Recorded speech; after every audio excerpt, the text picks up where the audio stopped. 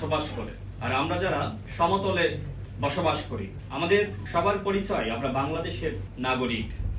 এবং জুলাই জাতীয় সনদে আমাদের পরিচয় হিসেবে উল্লেখ করা হয়েছে আমরা বাংলাদেশী। এই পরিচয় নিয়ে কারোর আপত্তি থাকার সুযোগ নেই। আছে? আপনাদের কাছে আমার প্রশ্ন, এই পরিচয় নিয়ে কারোর আপত্তি আছে?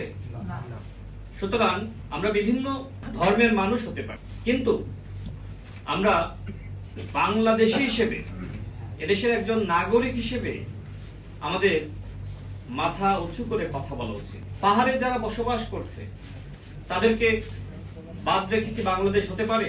আবার যারা আমরা সমতলে বসবাস করছি আমাদেরকে বাদ নিয়ে বাংলাদেশ হতে পারে না।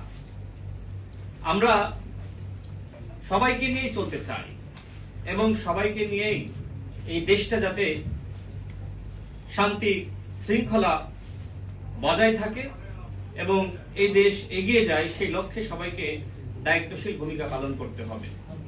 আমি যে পজিশনে আছি সেখান থেকে তো আসলে অনেক বিষয়ে মন্তব্য করা যায় না এবং উচিত নয়।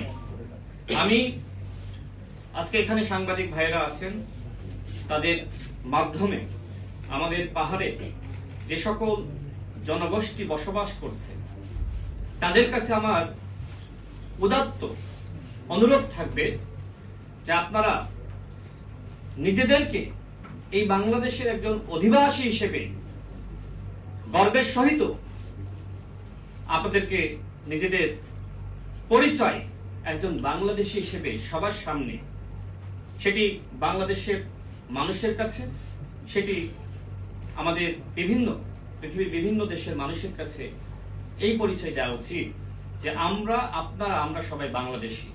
আমার মনে হয় যে শহীদ প্রেসিডেন্ট জিয়াউর রহমান তিনি কিন্তু এই সমস্যার সমাধান করে গেছেন। এই যে জাতীয়তাবাদের যে দর্শন, সেই দর্শন এমন একটি দর্শন যেখানে বিভিন্ন মত এবং পথের মানুষ, বিভিন্ন ধর্মের মানুষ, এটি নিয়ে যে সময় একসময় দ্বন্দ্ব সৃষ্টি হয়, তখন এই সকল দ্বন্দ্বের ঊর্ধ্বে গিয়ে যে পরিচয়, যে দর্শন, যে আদর্শ আমাদেরকে সেই সংকট থেকে মুক্তি দেয়, সেটি হলো জাতীয়তাবাদের দর্শন।